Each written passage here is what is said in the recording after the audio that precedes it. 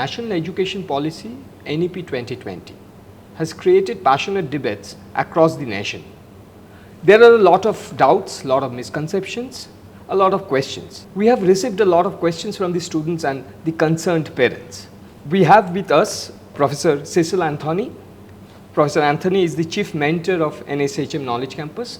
Sir, we'll go directly to you and we'll ask you about the Academic Bank of Credits. We are hearing a lot about the Academic Bank of Credits, which is a part of the National Education Policy as well as the 4-year UG program, which is a part of NEP 2020. Right. Can you please elaborate on the Academic Bank of Credit? What is the idea? See, the entire idea of Academic Bank of Credits is to have one central repository of the various credit courses which students do from a particular university, from multiple universities or from other institutions.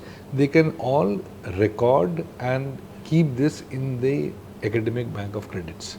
That's a very big achievement as far as the national education policy is concerned, because students keep on doing different things at different places. It's only just a mark sheet or a certificate which then reflects.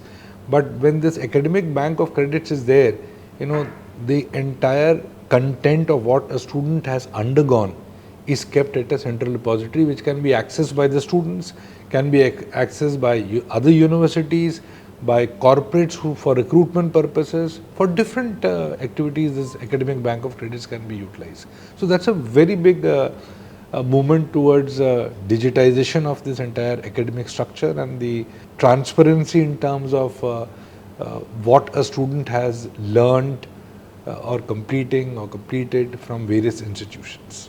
So if a student wants, he or she can acquire credits from different sources other than their own university. Yes. So how to do that? How do we obtain credits from other sources and what are those sources? In the NEP today, students are given a vast variety of content to be chosen. There are core discipline subjects which they have to take. There are value-added content which they can take. They can take skill enhancement. They can take ability enhancement subjects. So it's kind of a basket which is there in front of the student. Based on the student's profile, the student's interests, the student's inclination of what to do in the future, the student can choose various credits.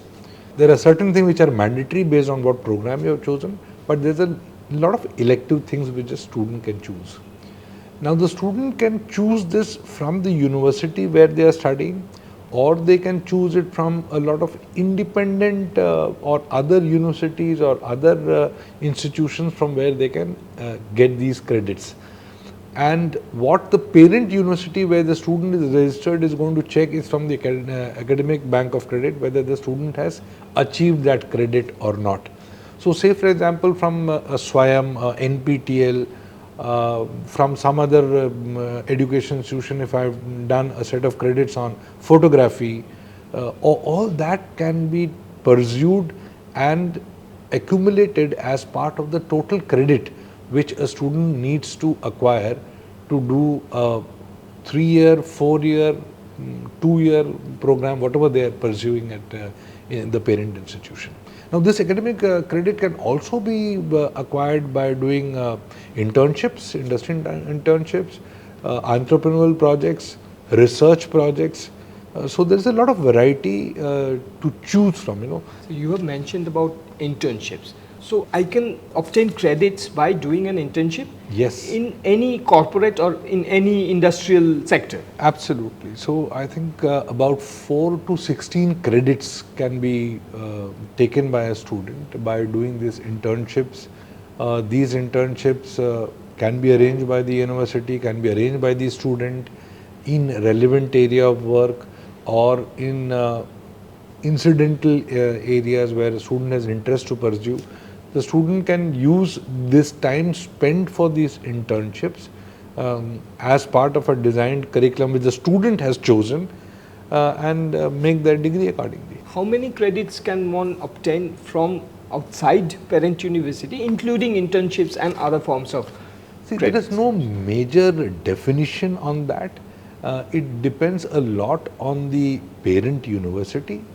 It also depends on, because every university may not be able to offer various kind of electives to begin with. So, whatever are the electives which are available with a university or an institution or a college, they can allow students to pick up other credits from different other places, right? And since all these credits are in line with the main UGC guidelines, the equivalence keeps on moving. So one good thing which will again happen is, say as part of NEP, if you look at, a student can exit out after 1 year, they can exit out after 2 years or even 3 years when they are doing an undergraduate program. They can come back to the parent university, or they can use this bank of credit if a student has done 1 year program. So they get a set of bank of credits. Now they can use that bank of credit to pursue a similar or a different program from some other university also. So, as NEP gets implemented, all these transformations will keep on happening. And that will be, I think, a great thing for the student, for the parent, because when you, especially after class 12th, when you join and take a particular course, students their decision is a lot dependent not only on themselves, but also on parents, peer pressure, surroundings, and then many times students realize that once they have taken a program, this may not be the right fit for the student. In the old structure, there was no way of returning back, excepting that you drop the program, again rejoin a program which is of interest to you. But in the new structure, maybe all, but at least definitely some of the credits will always be available for the student as a credit for another different program which the student can pursue. So let's take a hypothetical scenario. Say I am a student of this city, of a particular institution. Can I take courses and acquire credits in any university anywhere in the world? Is that possible? See, anywhere in the country definitely is possible today. Anywhere in the world will also be possible. The UGC is working on those framework, because a number of students from abroad want to do a similar thing out here. Now, say today, if a student does a course from a program abroad, and if that university is registered with the Association of Indian Universities, AIU, it is considered equivalent in India also, right? And vice versa. So all these member bodies across various nations who are members of AIU, that equivalence can happen. I am sure, if the student has, say for example, when we had this problem in Eastern Europe, and a lot of students came back from this war-torn country, and they did not have any place to go. I am sure in the days to come, if they want to come back and pursue the program in India or in some other country, it will become much more easier. This takes me to the final question. This academic bank of credit transfer, as well as the multiple exit and entry, the whole NEP in a sense, how does that help one to acquire degrees from foreign universities? Both, to acquire degrees from foreign universities as well as job opportunities abroad, two different aspects.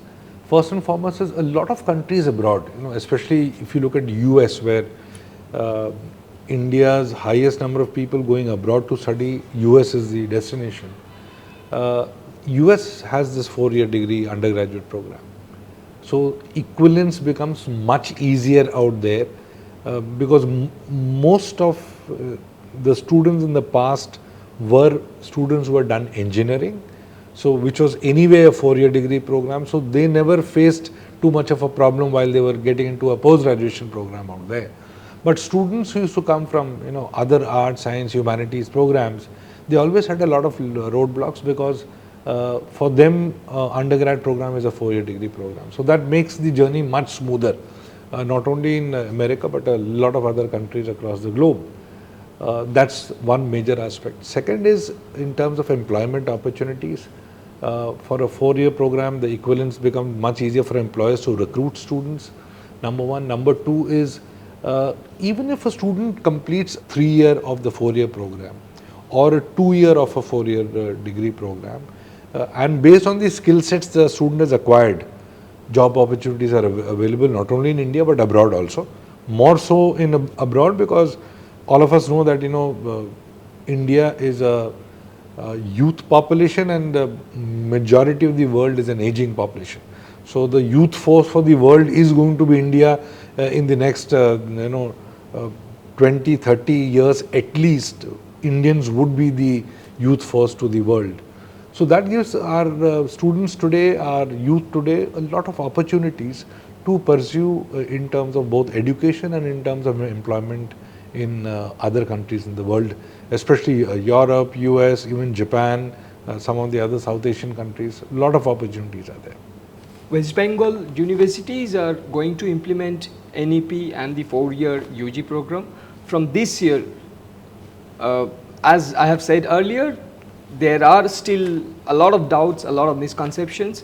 I hope with the help of Professor Antony, we have been able to clear some of the doubts. Probably you still have many more questions left with you. Please do write to us. We will come back to them once again when we have chance. Thank you, sir. Thank you. Thank you. Thank you so much. Thank you.